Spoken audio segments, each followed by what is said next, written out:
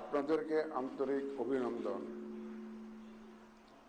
এখন আপনাদেরকে শপথ বাক্য পাঠ করানো হবে।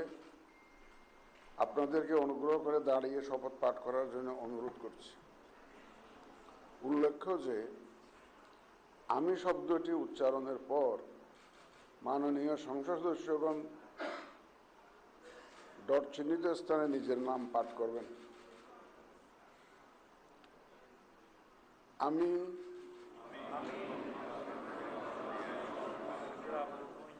সংসদ সদস্য নির্বাচিত হইয়া সশ্রদ্ধ চিত্তে শপথ বা দৃঢ়ভাবে ঘোষণা করিতেছি যে আমি যে কর্তব্যভার গ্রহণ করিতে যাইতেছি তাহা আইন অনুযায়ী ও বিশ্বস্ততার সহিত পালন করিব। আমি বাংলাদেশের প্রতি অকৃত্রিম বিশ্বাস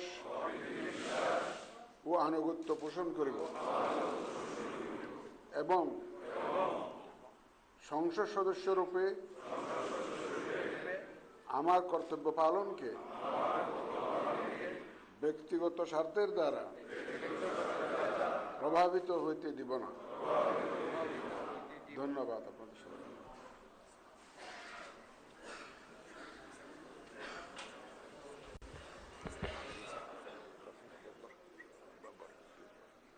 ধন্যবাদ মাননীয় প্রধান নির্বাচন কমিশনার। এবং আজকে